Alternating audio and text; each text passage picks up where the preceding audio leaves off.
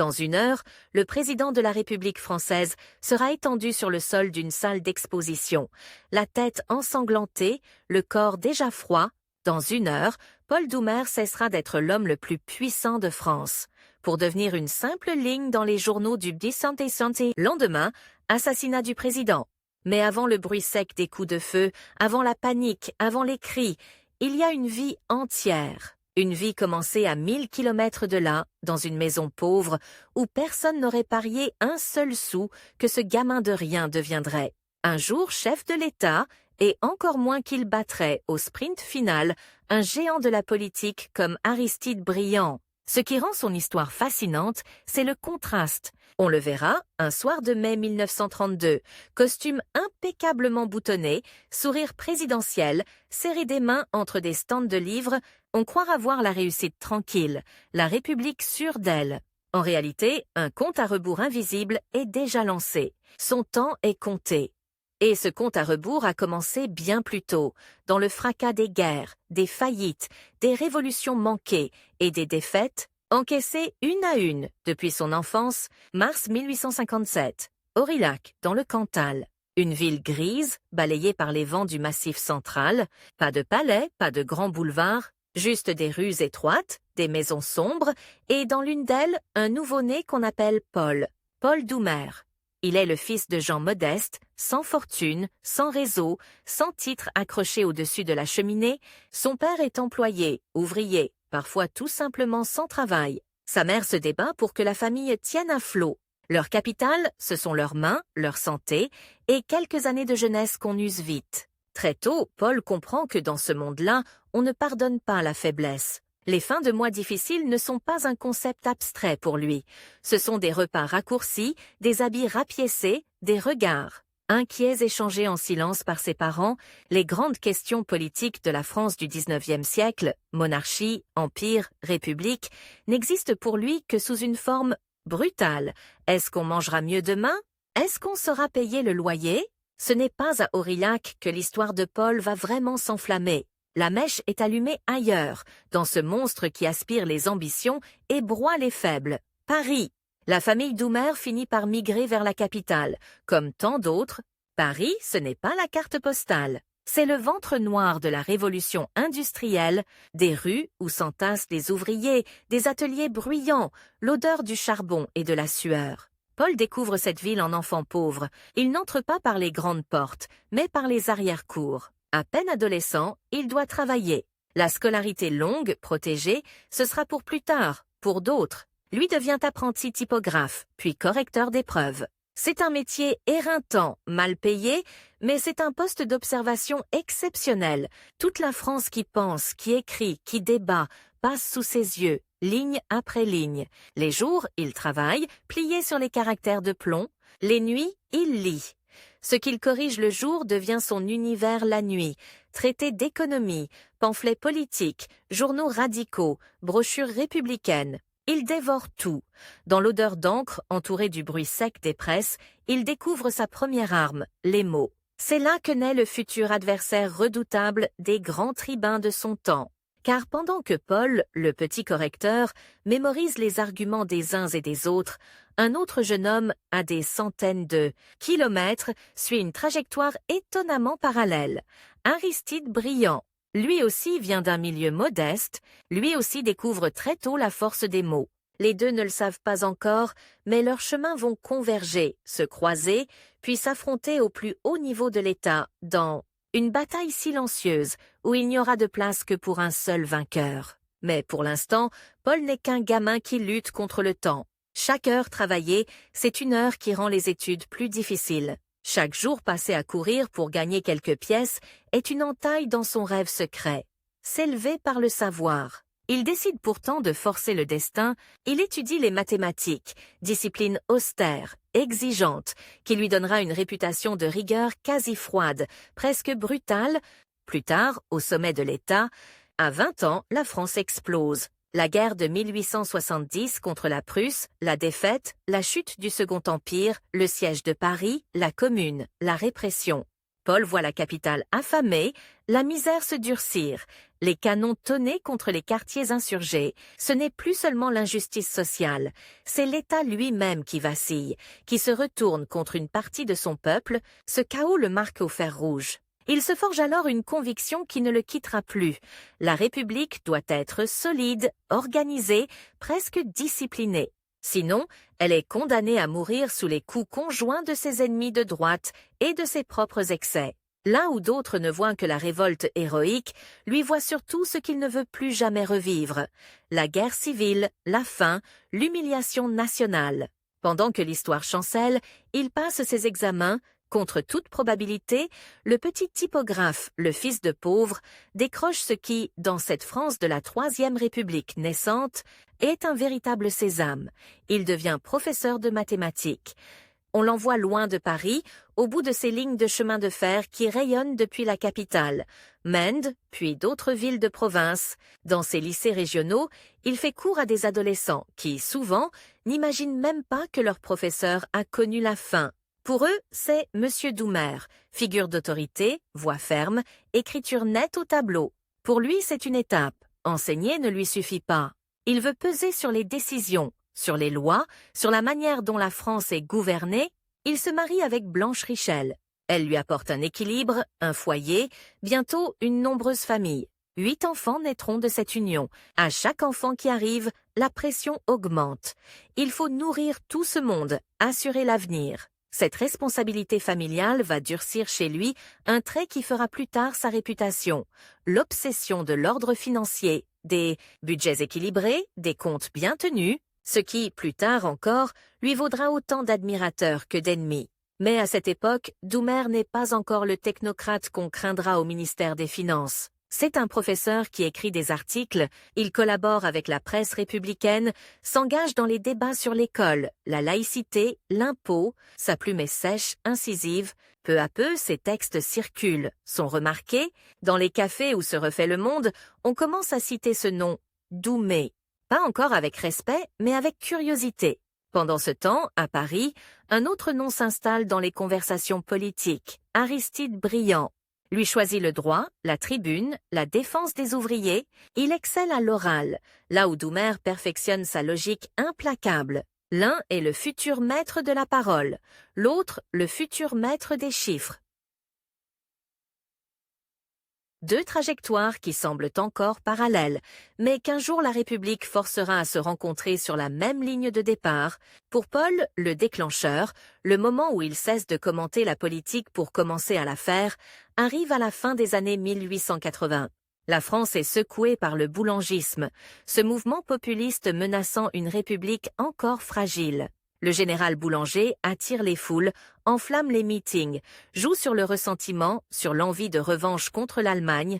Beaucoup vacillent, hésitent, tremblent. La République semble une nouvelle fois au bord du précipice. Pour Doumer, c'est l'épreuve décisive. Il ne supporte pas de voir la vie politique envahie par ce mélange explosif de nationalisme, de démagogie et de revanche personnelle. Il se dit que s'il ne s'engage pas maintenant, quand le fera-t-il ? À quoi auront servi toutes ces nuits passées à étudier, tous ces sacrifices, s'il laisse la France glisser entre les mains d'un homme providentiel en uniforme? Il quitte alors, progressivement, la sécurité relative de sa carrière de professeur pour se lancer dans la mêlée électorale. Il commence localement, comme beaucoup de républicains de son temps. Conseiller municipal, militant dans des comités, orateur dans des réunions publiques enfumées, il apprend une autre forme de pédagogie, celle de la foule. Devant ses élèves, il développait des démonstrations mathématiques. Devant les électeurs, il doit apprendre à parler aux tripes, sans trahir sa rigueur. Les premières campagnes sont dures. On se moque de son accent provincial, de son allure un peu raide. Il n'a pas le charme facile de certains tribuns, mais il possède une arme que beaucoup lui envieront. Une volonté de faire. Il sait qu'il ne vient pas des bonnes familles, qu'aucun salon parisien n'ouvrira ses portes pour lui par pure courtoisie. Alors il compense par le travail acharné, la préparation méticuleuse de ses interventions, la connaissance parfaite de ses dossiers. En 1888, l'occasion décisive se présente. Dans l'Aisne, une élection législative partielle s'ouvre. Un siège de député est à pourvoir. Le camp républicain est divisé. Affaibli par le boulangisme, on propose à Paul Doumer d'être candidat, Pour beaucoup, c'est une candidature de témoignage, presque un sacrifice. Faire barrage au candidat boulangiste, au risque de se faire écraser, Doumer accepte. Il sait que le risque est immense, mais il sent aussi que son temps ne sera pas infini. Il a plus de 30 ans. Il n'est plus ce jeune prodige auquel on pardonne tout. S'il veut exister politiquement, c'est maintenant. La République joue une partie de sa survie, lui joue sa vie entière. La campagne est violente.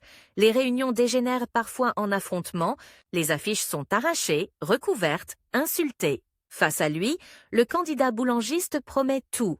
L'honneur national, la revanche, des solutions simples à des problèmes compliqués. Doumer, lui, promet autre chose, bien moins spectaculaire. La continuité républicaine, l'école laïque, la maîtrise des finances publiques, le respect des institutions, autant dire rien qui fasse rêver, mais tout ce qui peut sauver la République. Et pourtant, contre les pronostics, contre les certitudes des notables qui n'avaient vu en lui qu'un figurant, Paul Doumer est élu député de l'Aisne en 1888. Le petit typographe, le gamin pauvre d'Aurillac, devient membre de la Chambre des députés. Il quitte les salles de classe pour s'asseoir sur les bancs où se décide le destin du pays. Ce moment est un choc, autant pour lui que pour ses adversaires. Dans l'hémicycle, il découvre un monde où se mélangent les grands noms de l'aristocratie républicaine, les provinciaux ambitieux, les orateurs en quête de gloire. Les couloirs bruissent de rumeurs, de manœuvres, de complots minuscules mais cruciaux. Ici, chaque phrase peut faire ou défaire une carrière, chaque vote peut renverser un ministère. À Paris, dans les mêmes années, Aristide Briand commence lui aussi sa carrière politique. Dans les cercles socialistes et syndicaux, il fascine les foules par son éloquence, par sa capacité à apaiser les conflits. Peu à peu, deux styles s'installent dans la vie politique française. Le style Briand, souple, conciliant, fluide, et ce style Doumer, qui s'annonce rigoureux, âpre, intransigeant sur les questions d'argent. Les journaux déjà perçoivent le contraste. Ils ne le savent pas encore, mais ils sont en train d'assister à la naissance de deux pôles qui, des décennies plus tard, s'affronteront pour la magistrature suprême. Pour l'heure, Doumer est un nouveau venu, presque anonyme. Mais il se distingue rapidement par sa maîtrise des dossiers financiers.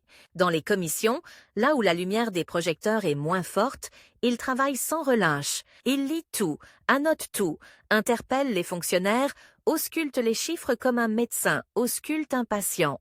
La France de la Troisième République a besoin d'hommes capables de comprendre la mécanique budgétaire. Doumer va se faire une spécialité de cette austérité-là. Le temps, encore et toujours, est au centre de sa vie. Il sait que la mémoire politique est courte, que l'opinion se lasse vite, que les majorités se retournent. Il agit comme si chaque mandat pouvait être le dernier, comme si chaque réforme devait être arrachée de haute lutte. Dans moins de 50 ans, il sera président de la République. Dans moins de 50 ans, il affrontera Aristide Briand dans un duel feutré, mais impitoyable pour l'Élysée. Et dans un peu plus de 50 ans, une balle viendra trancher net ce parcours à peine arrivé à son zénith. Mais cela, à la fin des années 1880, nul ne peut l'imaginer. On ne voit encore en Paul Doumer qu'un député studieux, un peu sec, qui s'intéresse dangereusement de près aux colonnes de chiffres, que tout le monde préfère éviter. Lui, pourtant, a conscience d'une chose essentielle. La Nouvelle République n'a pas le luxe du temps infini. Si elle ne se consolide pas vite, si elle ne se donne pas des institutions stables, des finances solides, une école forte, elle sera balayée par le prochain coup de vent de l'histoire. Cette urgence silencieuse, ce compte à rebours sans horloge apparente, va guider chacun de ses choix, et c'est avec cet état d'esprit, pressé, tendu, décidé à graver sa marque dans la pierre avant qu'il ne soit trop tard, que Paul Doumer s'apprête à franchir une nouvelle étape, passer de député sérieux à acteur incontournable de la vie politique nationale, là où l'attendent déjà des alliés, des ennemis, et un rival à la stature grandissante, Aristide Briand, dont l'ombre va peu à peu se projeter sur toute sa carrière. Quand il franchit pour la première fois les lourdes portes de la Chambre des députés, Paul Doumer n'est encore qu'un nom inconnu perdu. Au milieu de centaines d'autres, personne n'imagine que ce petit professeur de maths deviendra, quelques années plus tard, maître absolu d'un empire colonial de 15 Millions d'habitants, puis troisième personnage de l'État, assis au perchoir de la Chambre, face à un orateur qui sera son plus dangereux rival, Aristide Briand. Personne n'imagine non plus que tous ces titres, tous ces honneurs, tout ce pouvoir arraché morceau par morceau seront un jour effacés, en quelques secondes par le claquement sec d'un pistolet dans une salle d'exposition, mais pour l'instant, tout commence dans l'ombre feutrée des couloirs du Palais Bourbon. Paul Doumer se jette dans le travail comme on entre en campagne. Les autres parlent, intriguent, s'écoutent eux-mêmes. Lui lit, étudie, dissèque les dossiers budgétaires, ces pavés de chiffres que la plupart des députés laissent dormir sur leur bureau, deviennent son terrain de jeu, sa zone de chasse. Il arrive tôt, repart tard. Dans les commissions, on commence à remarquer cet homme aux moustaches sévères, qui ne plaisante jamais avec les colonnes de chiffres. On le trouve froid, peu démonstratif, mais on le respecte vite. Il connaît les comptes de l'État mieux que le ministre lui-même. Les hauts fonctionnaires du ministère des Finances apprennent à redouter ces questions, précises, coupantes. Il n'élève pas la voix, il ne tape pas du poing sur la table. Il pose une question, puis une autre, puis une troisième, et soudain, tout un échafaudage budgétaire s'effondre, révélant des trous, des doublons, des cadeaux dissimulés.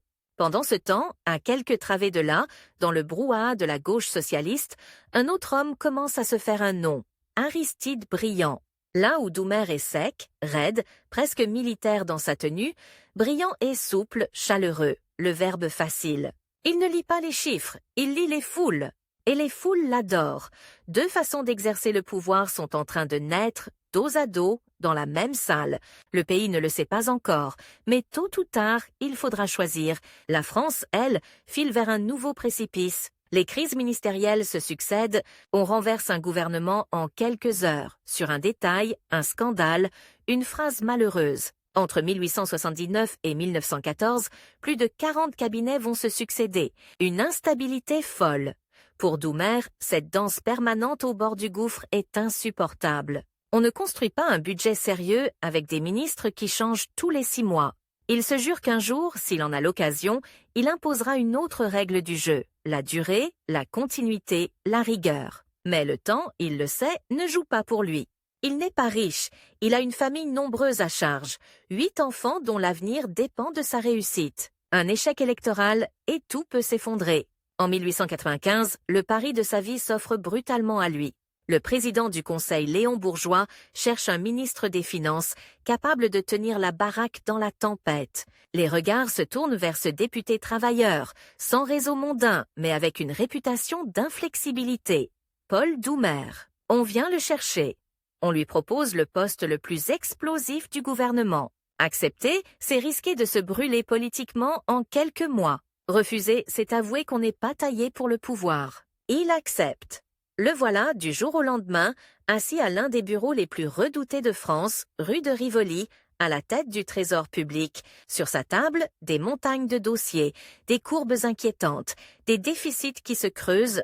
La France est une puissance qui doute, une armée à reconstruire après la débâcle de 1870, une flotte à moderniser, des infrastructures à financer et, en face, des recettes qui ne suivent pas.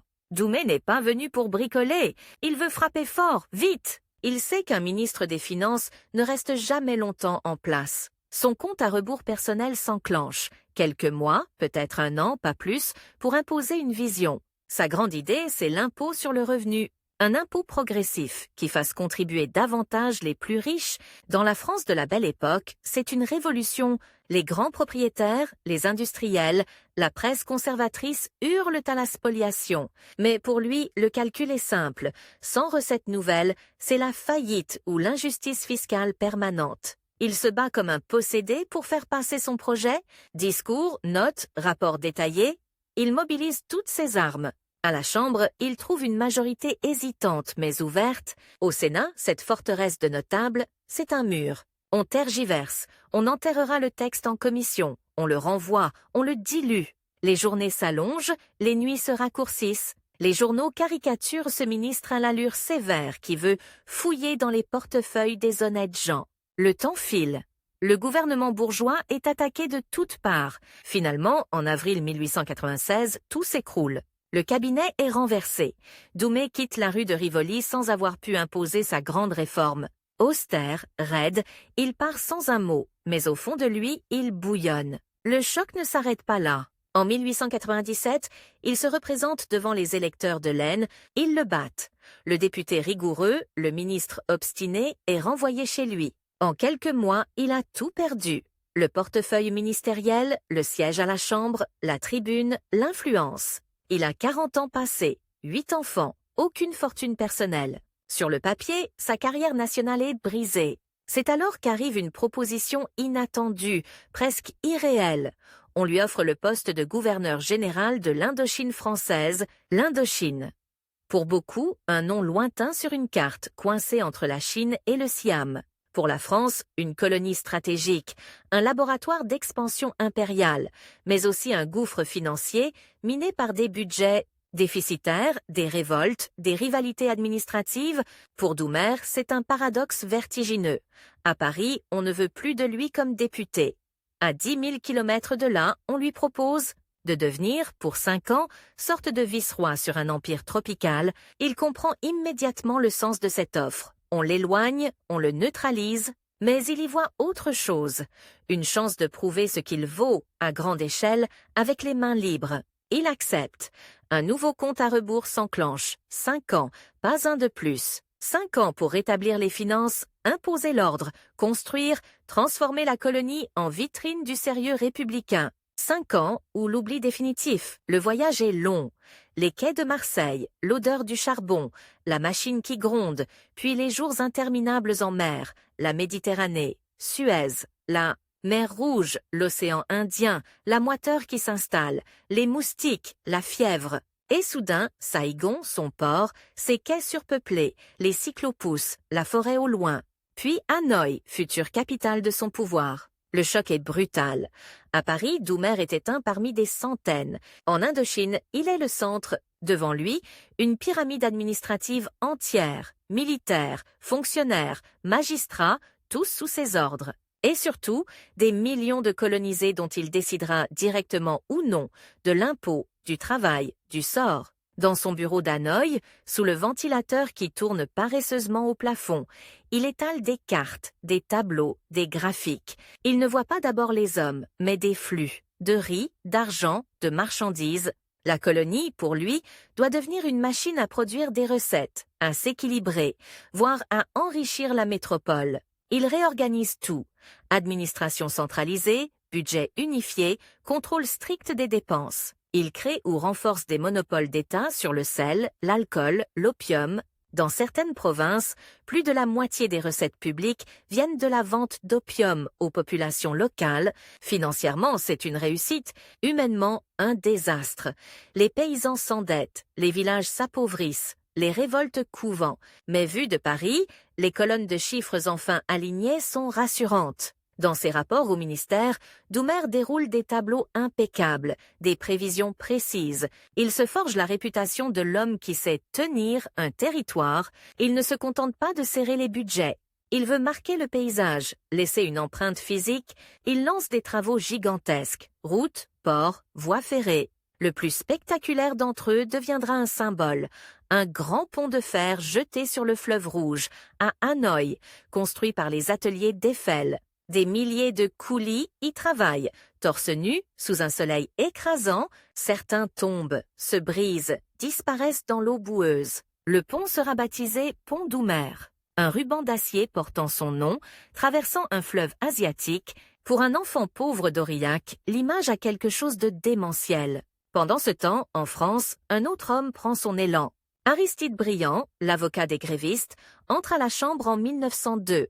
Il n'a jamais géré un budget colonial, mais il a une autre arme, sa voix. Il plaide pour la laïcité, pour la défense des syndicats, pour une république plus sociale. Chaque discours renforce sa stature. Là où Doumer construit des ponts, Briand construit une popularité. Hanoï, Paris. D'un côté, un homme plongé jusqu'au cou dans les chiffres, les cartes, les décrets, qui gouverne sans véritable contre-pouvoir sur des millions de sujets coloniaux. De l'autre, un tribun qui apprend à manier les majorités, à apprivoiser les socialistes, les radicaux, les modérés. Ils ne se croisent pas, mais ils se surveillent à distance, par journaux interposés. Dans son salon d'Hanoï, le soir, Doumer lit des exemplaires de l'Humanité et des autres journaux politiques arrivés avec des semaines de retard. Il y découvre le nom de Briand, qui revient de plus en plus souvent, un grand orateur, un habile conciliateur, un homme d'avenir. Il serre les mâchoires.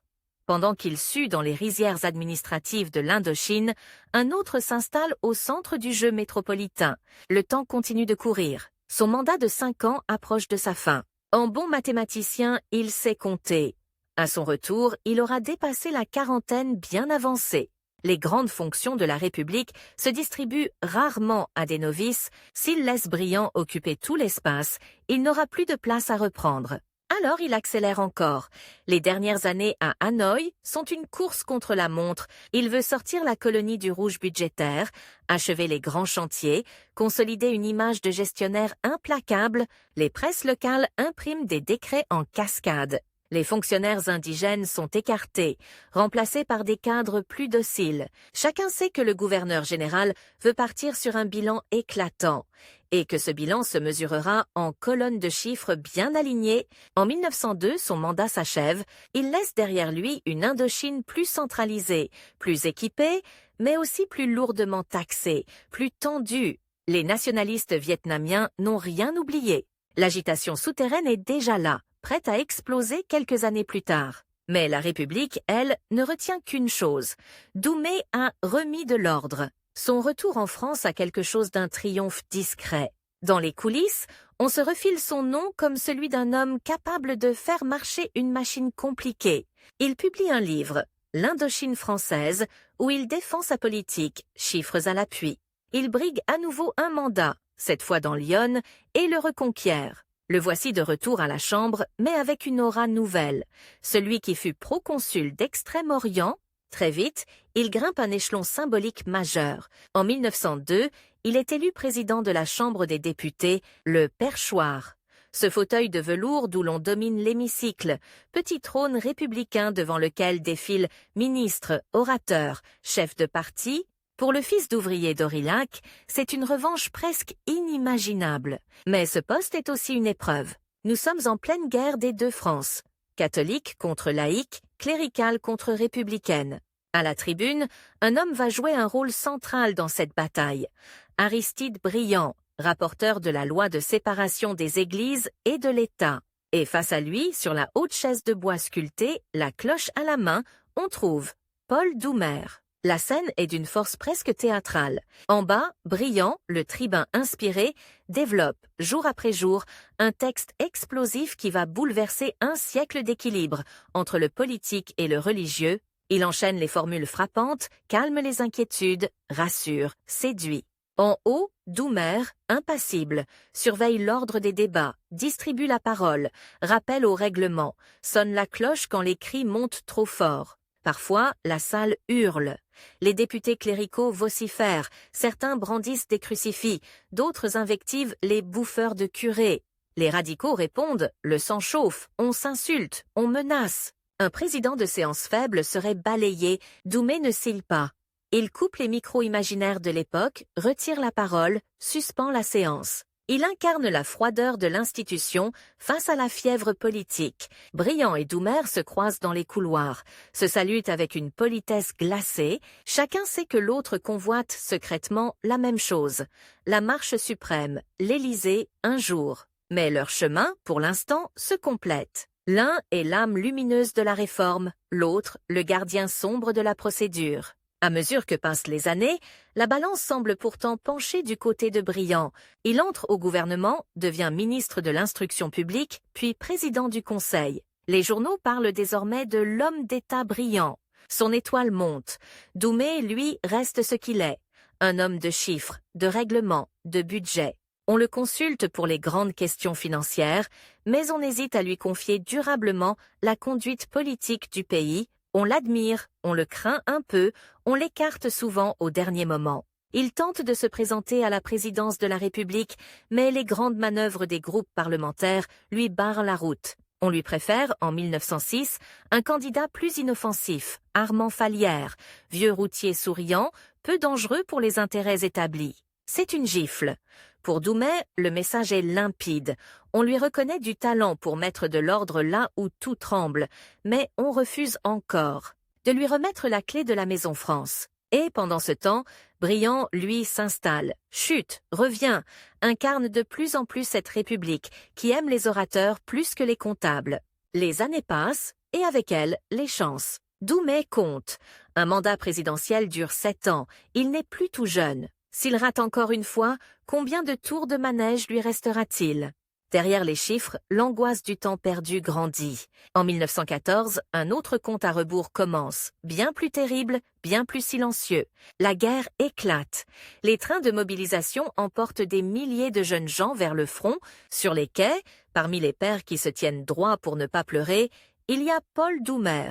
4 de ses fils partiront combattre. L'homme qui a tant joué avec les colonnes de chiffres va bientôt découvrir une autre forme de calcul, implacable, celui des morts. Et dans cette nouvelle France brisée par la guerre, la confrontation avec Aristide Briand, le pacificateur en devenir, va prendre une dimension tragique, presque personnelle, mais à ce moment précis, alors que les wagons s'éloignent en grinçant vers l'est, alors que les mouchoirs blanchissent l'air saturé de fumée, Paul Doumer ne pense qu'à une chose, le temps. Le temps qui s'enfuit, le temps qu'il n'a pas eu pour convaincre, le temps qu'il reste à ses fils, à la France et à lui-même. Lui, qui, sans le savoir, avance déjà à pas réguliers vers une fin abrupte, un soir de mai 1932, dans une salle de vente de livres anciens, quand les trains de 1914 s'éloignent dans un hurlement de vapeur, Paul Doumer croit encore qu'il reverra ses fils. Il les imagine revenir, amaigris peut-être, mais debout, décorés, souriants, fiers d'avoir fait leur devoir.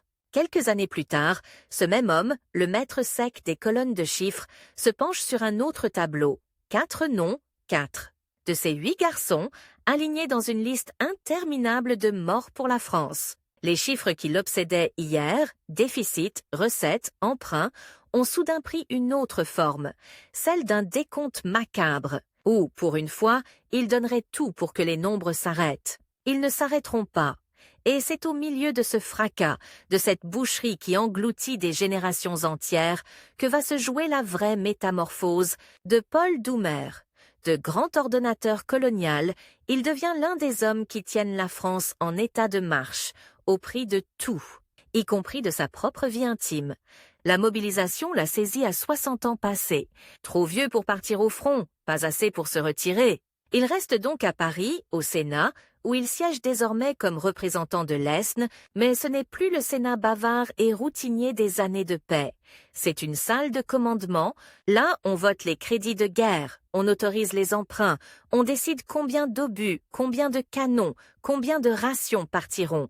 Vers la Marne, Verdun, le chemin des dames. Doumet retrouve son élément, le chiffre, la prévision, la surveillance. Au sein de la commission des finances, il devient vite l'un des hommes clés. Il connaît par cœur les dépenses militaires, les flux d'or, les prêts anglais, les avances américaines. Sur sa table, des cartes du front voisinent avec des tableaux de compte. Chaque offensive, pour lui, c'est aussi une colonne de dépenses qui explose. Munitions, transports, hôpitaux, pensions futures. Le sang et l'encre se mélangent. À l'Élysée, à la présidence du Conseil, un autre nom revient sans cesse, Aristide Briand. L'avocat des grévistes est devenu chef de gouvernement en pleine tourmente, chargé de maintenir l'union sacrée entre partis qui se haïssaient hier encore. 2 styles de guerre se dessinent. Briand, le politique, pense les divisions, parle à la Chambre, rassure les alliés, promet la victoire sans déchirer la société. Doumet, l'homme d'arrière-plan, traque les gaspillages, exige des économies, réclame des impôts nouveaux, des emprunts massifs. Ils se croisent dans les couloirs, dans les conseils de guerre élargis. On les imagine, penchés sur une grande carte de l'Europe, au milieu des généraux en uniforme bleu horizon. Briand parle de stratégie diplomatique, de morale des troupes, de soutien de l'opinion. Doumet lui demande « Combien ça coûte ? Et où prenons-nous l'argent ?»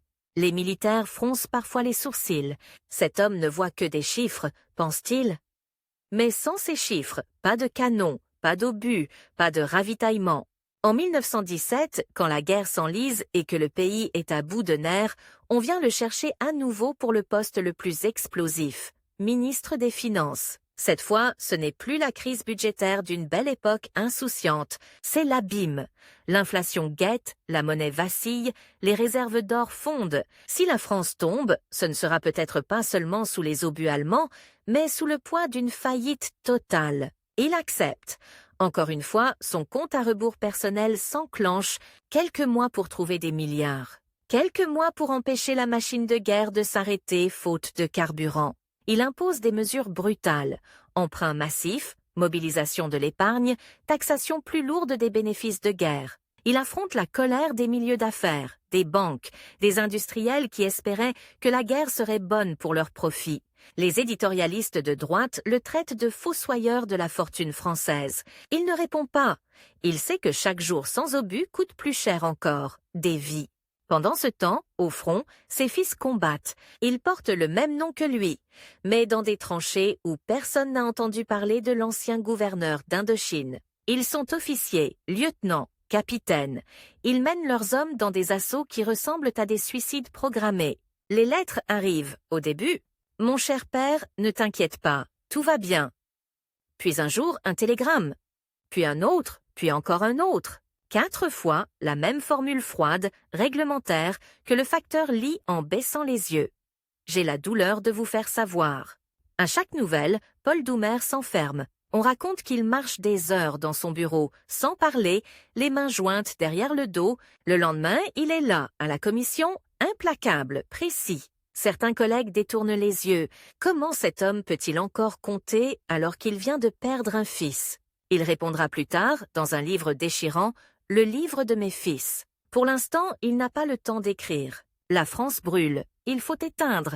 Briand, lui, chute du pouvoir. Accusé de mollesse, de compromission, d'avoir hésité entre le sabre et la paix négociée, il est renversé en 1917. Pour ses adversaires, c'est un demi-défaitiste qu'on écarte. Pour ses partisans, un homme trop en avance, qui pressentait déjà qu'il faudrait un jour reparler aux Allemands. Doumer regarde cette chute sans jubilation apparente, mais intérieurement, il note « Le tribun affaibli au cœur de la tempête. Le gestionnaire, lui, est resté. En novembre 1918, les canons se taisent enfin. La foule envahit les boulevards. On danse, on s'embrasse. Mais dans le bureau de Doumer, au Sénat, la victoire ressemble à un vertige. Il ouvre ses carnets. Des centaines de milliards de dettes, une monnaie affaiblie, un pays ravagé à l'Est, des millions de mutilés et de veuves à indemniser.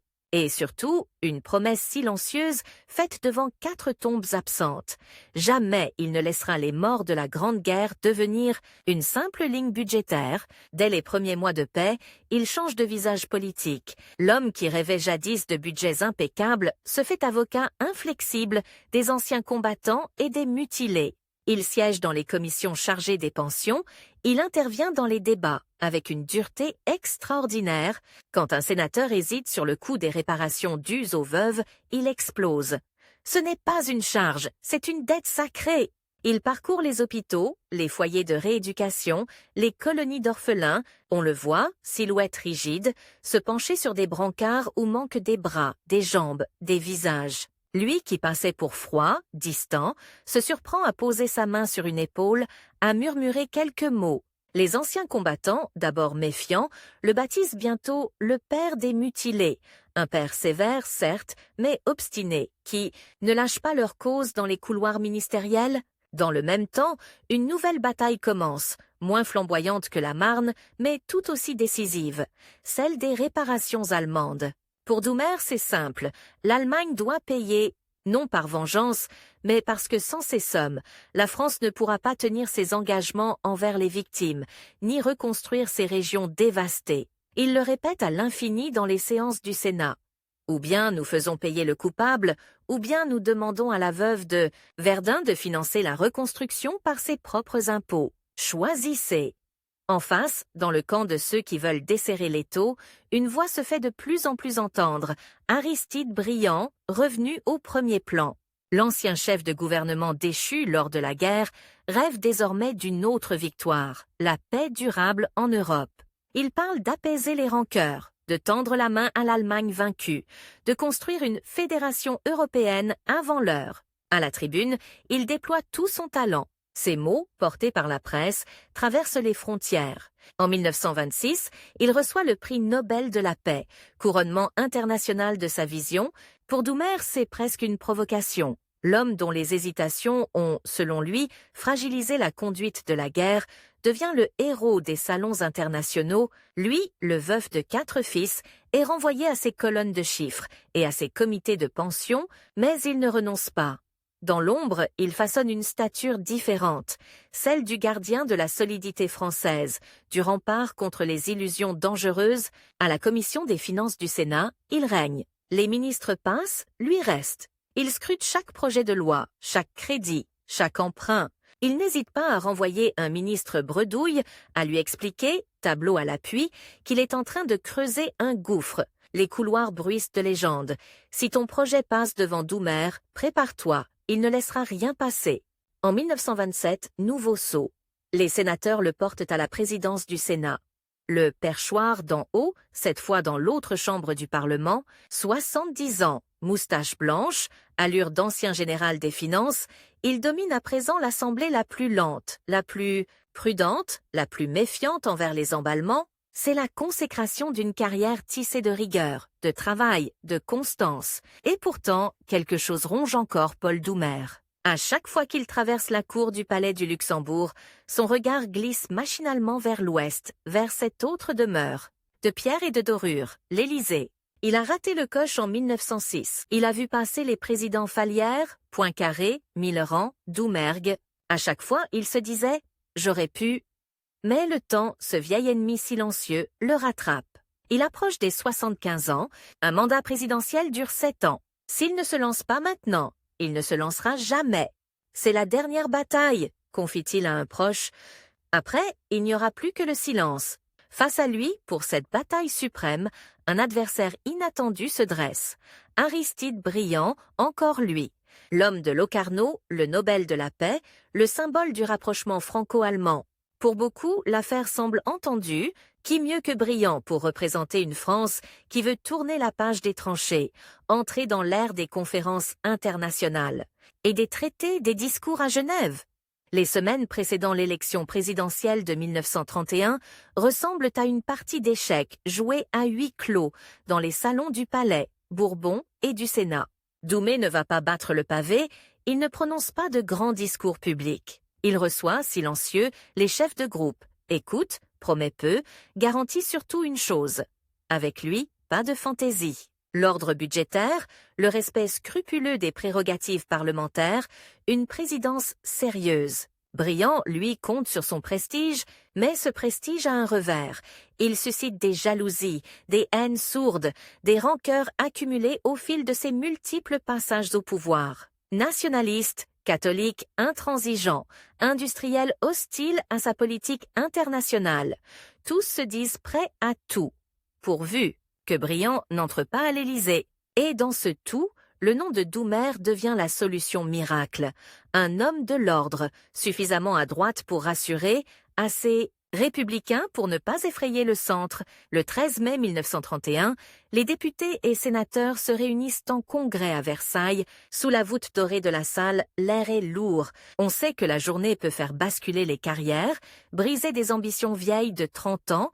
Dans une loge, très haut comme toujours, Paul Doumer observe, impassible. Il a devant lui des bulletins, du papier, des plumes, mais ce n'est pas lui qui compte, c'est lui que l'on compte. Premier tour. Les bulletins sont lus à haute voix, un par un, dans un silence tendu. Briand, Briand, Briand, Doumer, Doumer, Briand. Pendant quelques minutes, on croit au triomphe du tribun pacificateur, puis peu à peu, le rythme change. Doumer, Doumer, Doumer. Les visages se ferment, des alliances invisibles, nouées dans les couloirs, commencent à produire leurs effets. Le soir tombe sur le château de Versailles, les tours se succèdent, les majorités se recomposent. Dans une salle latérale, certains parlent déjà de compromis, d'un troisième homme qui viendrait trancher le duel, mais le troisième homme n'apparaît pas. Il y a, face à face, deux destins qui se haïssent, sans jamais s'être insultés publiquement. Le prophète de la paix européenne et le veuf de 4 fils, gardien de la rigueur. Au dernier tour, tout se joue en quelques chiffres. Un murmure court dès les premiers bulletins. La vague a changé de sens. Quand le résultat final tombe, Paul Doumer est élu président de la République, c'est un choc. Un sourd grondement parcourt l'Assemblée, moitié applaudissements, moitié stupeur. Aristide Briand, battu, sourit d'un air las. Il a perdu le seul fauteuil qui manquait encore à sa collection. Pour Paul Doumer, ce moment a la saveur paradoxale de la victoire et de la revanche. Le fils de coupeur de tabac d'Aurillac, l'ancien professeur de maths sans fortune, le proconsul d'Indochine haï par les nationalistes, vietnamien, le père endeuillé par 4 fois, s'apprête à franchir les grilles de l'Élysée.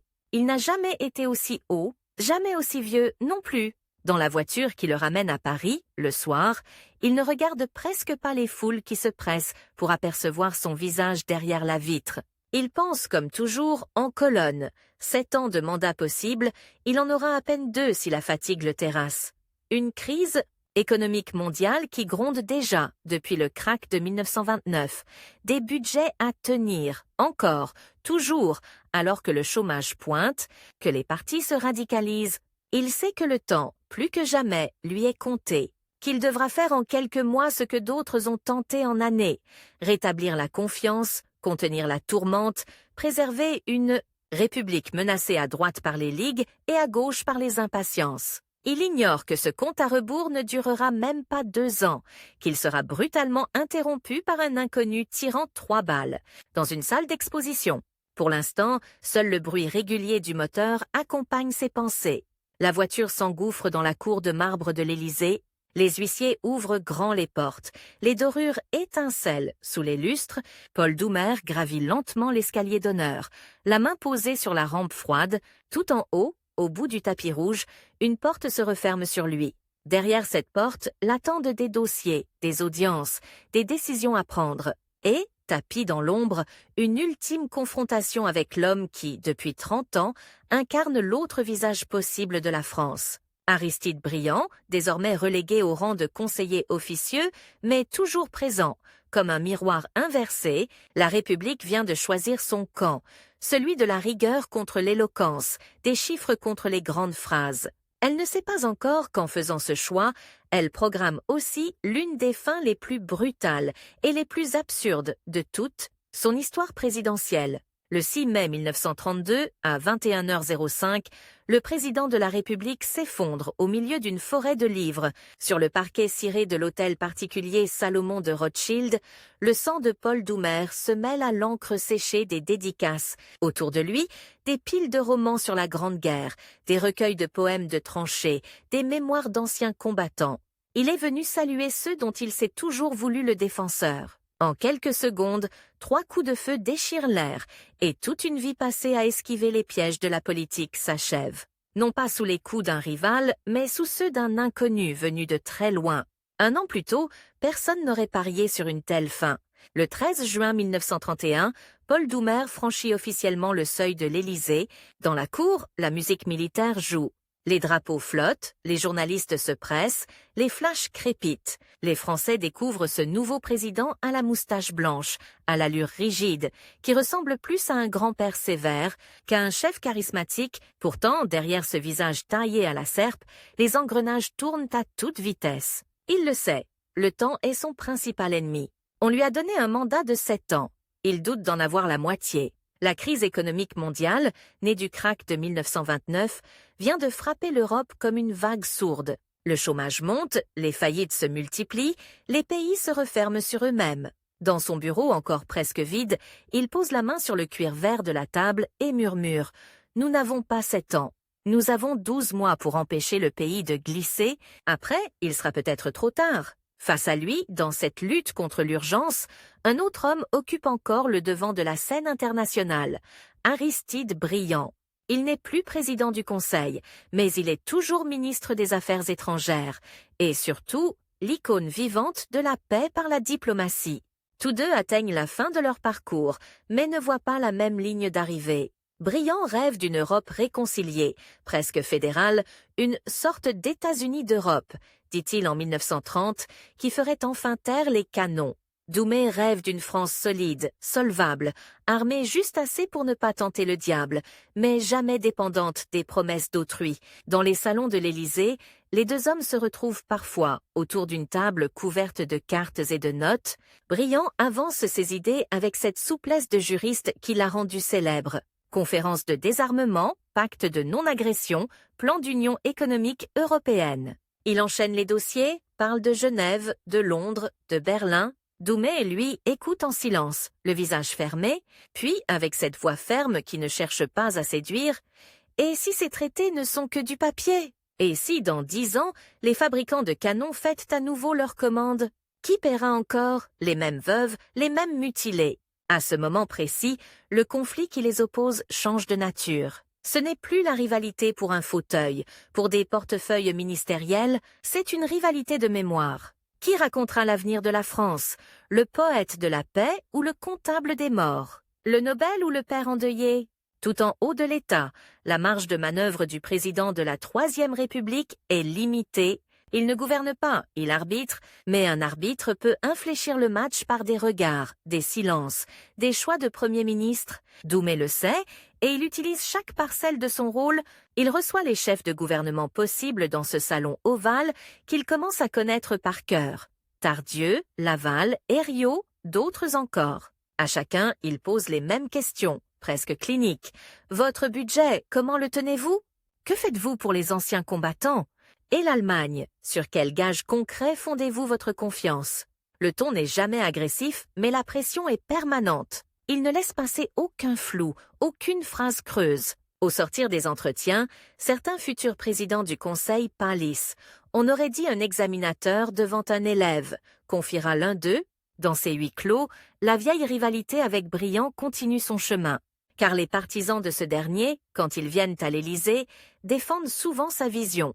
Ils évoquent le prestige de la France à la Société des Nations, les applaudissements des diplomates quand Briand prend la parole. Doumer, lui, regarde les chiffres du commerce extérieur, la courbe du franc, les demandes de crédit des anciens combattants. Le monde encense Briand, la bouche tournée vers l'avenir, lui entend encore les échos de Verdun. Peu à peu, les fissures de la société française se rouvrent, la crise économique frappe les ouvriers des usines, les petits commerçants, les paysans, des ligues d'extrême droite se gonflent de colère, défilent en uniforme, dénoncent le régime des partis. À gauche, les communistes fustigent la République bourgeoise.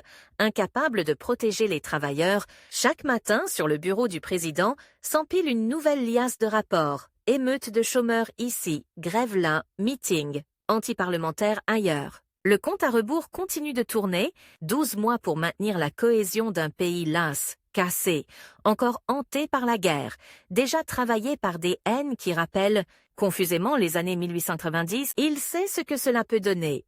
L'affaire Dreyfus n'est pas si loin. Dans un coin de son esprit, un cauchemar se dessine, celui d'une république qui s'effondrerait sans même qu'un ennemi étranger ait à tirer un coup de feu. Pendant ce temps, Aristide Briand, usé, malade, continue ses tournées diplomatiques. Chacune de ses apparitions publiques est saluée par des ovations. À Genève toujours, on le traite en quasi-chef d'état moral de l'Europe. Il parle d'unification, de coopération, de mettre la guerre hors la loi. Les journaux étrangers l'encensent. Pauvre Doumer, glisse un diplomate anglais. Il est président de la République, mais c'est Briand qui incarne la France. Ce genre de phrase circule, remonte parfois jusqu'au couloir de l'Élysée. On pourrait croire que cela ronge Paul Doumer de jalousie. En réalité, cela le trogne de méfiance. Non contre Briand lui-même, il connaît trop sa valeur, mais contre ce qu'il représente à ses yeux, la tentation de croire que des mots bien tournés suffiront à désarmer la brutalité du monde. Au début de 1932, un nouveau drame vient pourtant brouiller les cartes. Le 7 mars, Aristide Briand meurt subitement. Terrassé par une hémorragie cérébrale, le pays est saisi. L'homme de Locarno, le prophète des États-Unis d'Europe, tombe sans avoir vu s'accomplir son rêve. Les hommages affluent de toute l'Europe. À la Chambre, au Sénat, les orateurs se succèdent pour saluer le bâtisseur de la paix. Au milieu de ces funérailles nationales, un visage reste impassible, presque fermé, celui de Paul Doumer. Il se tait longtemps. Puis, lors d'une cérémonie officielle, il lâche seulement « La France perd un grand serviteur, dont l'ardeur pour la paix ne doit pas nous faire oublier les exigences de sa sécurité ». Phrase ambiguë, à la fois hommage et rappel à l'ordre. Certains y voient une ultime pique, d'autres une tentative, maladroite peut-être, de réconcilier deux visions opposées du destin français. En vérité, à cet instant, la rivalité change de champ.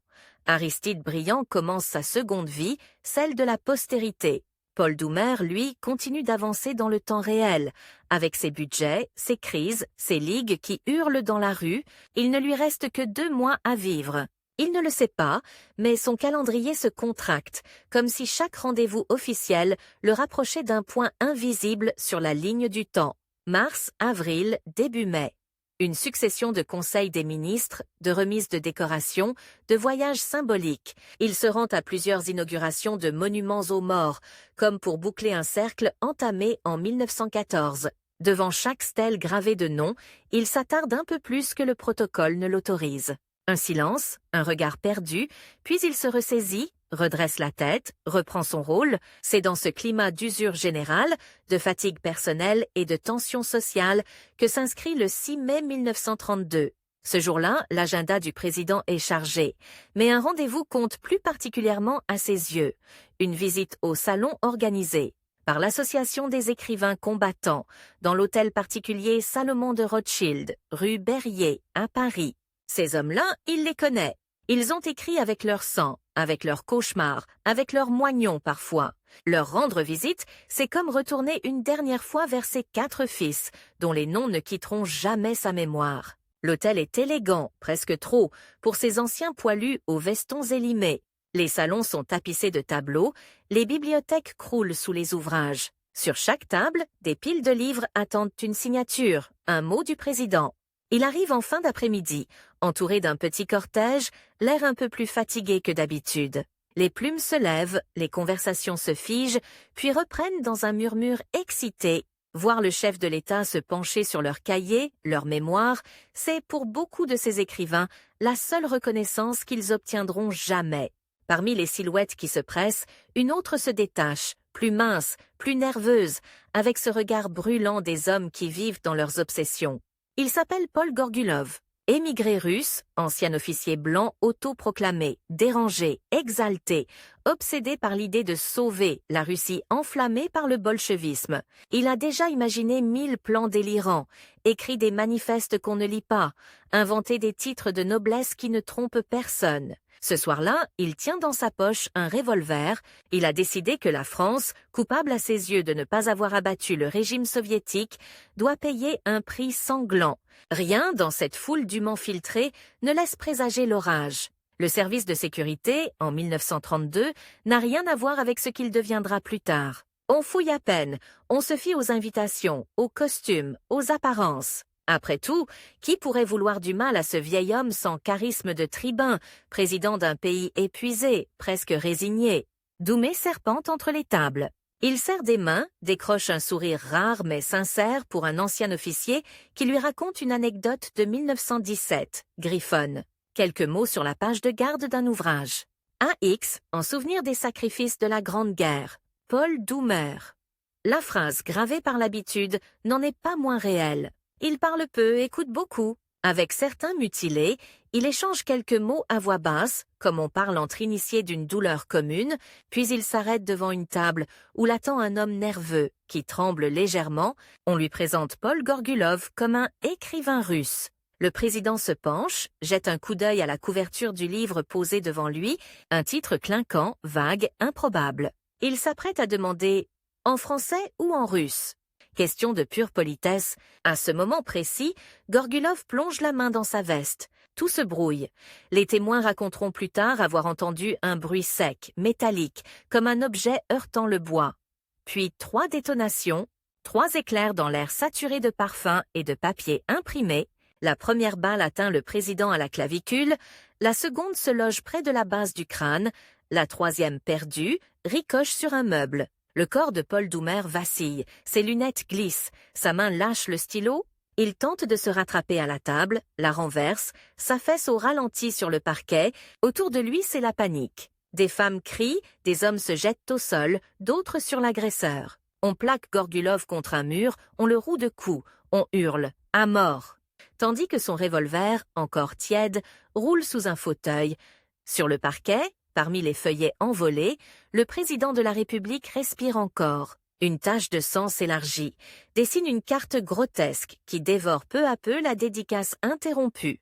On appelle un médecin, on arrache une nappe pour en faire un brancard de fortune. Lorsqu'on le transporte vers l'hôpital Beaujon, certains croient encore à un miracle. Après tout, Paul Doumer a survécu à la guerre, aux crises politiques, aux effondrements budgétaires. Un vieil homme qui a tenu bon face à tout cela ne peut pas mourir dans une salle d'exposition, abattu par un déséquilibré, pense-t-on.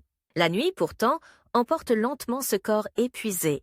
Il meurt le lendemain matin, le 7 mai 1932. La nouvelle se répand à la vitesse des rotatives. Les kiosques se couvrent de gros titres. Le président assassiné, drame à Paris, un émigré russe tue Paul Doumer. Le pays est stupéfait. Depuis Sadi Carnot, en 1894, aucun président n'avait été frappé de la sorte. L'assassinat paraît d'autant plus absurde qu'il ne s'inscrit dans aucun complot français, dans aucune bataille idéologique interne. Juste la rencontre fatale entre un vieil homme pressé par le temps et le délire d'un étranger. Et Aristide Briand dans tout cela? Il est déjà mort. Il n'aura pas vu ce rival de toujours s'écrouler, ni entendu les éloges funèbres prononcés dans la foulée, à l'instant où le cercueil de Paul Doumer traverse Paris, drapé de tricolore. L'ombre de Briand plane encore sur les discours, car, ironie cruelle, dans les hommages rendus à Doumer, beaucoup sentent le besoin de dire ce qu'il n'a pas été. Un grand orateur. De la paix, un visionnaire international, on le salue comme l'homme de la rigueur, du travail, du devoir, de la fidélité à la mémoire des morts. On souligne sa modestie, son refus de la mise en scène, son attachement aux institutions. Dans les jours qui suivent, la France enterre plus qu'un président, elle enterre une certaine génération, celle des républicains têtus qui croyaient qu'on pouvait tenir un pays avec des budgets bien tenus, des colonnes de chiffres exacts et un sens inébranlable de l'État. La guerre de 14 les avait déjà meurtris, la crise de 29 les avait épuisés, l'assassinat de 1932 les achève symboliquement. Bientôt, une autre époque s'ouvrira, plus violente, plus idéologique, où les Doumer n'auront plus vraiment de place. Reste la question de l'héritage. Que laisse Paul Doumer derrière lui, une fois refermé le couvercle du cercueil? Dans l'immédiat, des institutions qui tiennent encore debout, une république qui, malgré ses fractures, a survécu à une guerre mondiale. Et à un choc économique sans précédent, il laisse aussi une empreinte budgétaire, celle d'un homme qui, toute sa vie, aura tenté de mettre de l'ordre dans le chaos des finances publiques, quitte à se faire détester des profiteurs de guerre, des ministres dépensiers, des rêveurs sans abacus. Il laisse surtout un testament moral, entremêlé de douleurs intimes, le livre de mes fils. Dans ce texte, publié avant sa présidence, il a couché noir sur blanc ce qu'il n'osait pas dire dans les hémicycles, la déchirure. De perdre 4 enfants à la guerre, l'absurdité de ces morts devenues presque anonymes dans les listes officielles. Ce livre, plus que tous les discours, explique l'homme qu'il fut à l'Élysée. Rigide, peut-être, mais incapable de traiter les pensions. Les monuments aux morts, les aides aux mutilés comme de simples dépenses. Pour lui, ces lignes du budget étaient autant de petites pierres posées sur les tombes de ses fils, au loin, très loin, dans une colonie qu'il a administrée autrefois d'une main de fer, un autre morceau de son héritage subsiste. À Hanoï, un pont porte encore son nom, le pont Paul Doumer, immense squelette de métal jeté sur le fleuve Rouge, symbole à la fois de la puissance coloniale française et de la domination imposée. Pour les Vietnamiens, ce pont n'est pas un hommage à un président assassiné, mais un vestige lourd, ambigu, d'un empire qui les a écrasés aussi souvent qu'il les a modernisés. Plus tard, ce même pont sera bombardé par les Américains, réparé, rebaptisé. Les guerres changent, les empires se succèdent. Le nom de Doumer se dissout, flottant entre deux mémoires antagonistes, celle de la France qui voit en lui un bâtisseur, celle de l'Indochine qui retient surtout un homme de domination, et Briand, Lui, son nom illumine les salles de conférences internationales, les ouvrages d'histoire diplomatique, les anthologies de grands discours. On cite ses phrases enflammées sur l'Europe unie, sur la paix perpétuelle. Entre ces deux trajectoires, un contraste saisissant se dessine. Le prophète célébré de son vivant est parfois oublié dans ses échecs. Politique, le gestionnaire austère moins aimé des foules, mais sans lequel la machine aurait peut-être déraillé plus tôt. Au fond, leur rivalité se prolonge bien après leur mort. D'un côté, une mémoire brillante, romantique, tragique à sa façon. De l'autre, une mémoire discrète, enterrée dans des livres de comptes, des lois de finances, des décrets d'indemnisation. L'un incarne ce que la France aurait voulu être, une puissance morale guidant le monde vers la paix. L'autre incarne ce qu'elle a dû être pour survivre, un pays qui compte, qui paye, qui répare, qui pense ses plaies tant bien que mal. Si l'on écoute attentivement, on peut encore entendre derrière les grandes fresques de l'histoire le tic-tac obstiné qui accompagna la dernière année de Paul Doumer. Un compte à rebours personnel, commencé bien avant son élection à l'Élysée, peut-être dès le jour où le premier télégramme annonçant la mort d'un fils est tombé sur son bureau, chaque budget qu'il a bouclé, chaque pension qu'il a défendue, chaque discours sec prononcé au Sénat répondait secrètement à ces quelques mots. Nous n'avons pas le droit de gaspiller ce pourquoi ils sont morts. Son assassinat absurde, en apparence déconnecté de ses combats, agit comme un dernier pied de nez du destin. L'homme qui avait survécu aux grandes guerres politiques meurt non pas de ses ennemis, mais de l'ombre portée d'une autre révolution, d'un autre continent, d'un autre drame, la Russie soviétique. Comme si l'histoire se chargeait de lui rappeler qu'aucune frontière, aucun budget, aucune rigueur ne protège vraiment d'un monde où les passions fanatiques trouvent toujours un moyen de tirer. Reste cette image, peut-être la plus juste pour résumer sa vie, celle d'un vieil homme penché sur une page qu'il s'apprête à signer. Et un instant avant que le stylo ne lui échappe des doigts, sur cette page, en filigrane, se superposent toutes les autres, les cahiers d'écoliers qu'il corrigeait quand il était jeune professeur, les lois de finances qu'il a annotées jusqu'au petit matin, les lettres de ses fils, les télégrammes de deuil, et enfin ce livre, qu'il n'a pas eu le temps de dédicacer. Entre les grandes phrases de Briand et les colonnes de chiffres de Doumer, la France aura longtemps hésité. Mais si elle a pu, malgré tout, traverser les orages des années 1930 avant de sombrer en 1940, c'est peut-être parce qu'elle avait eu, un moment, à sa tête cet homme austère, inflexible, qui avait appris très tôt que le temps, l'argent et le sang se tiennent par la main, et que, quand l'un vient à manquer, les deux autres commencent à couler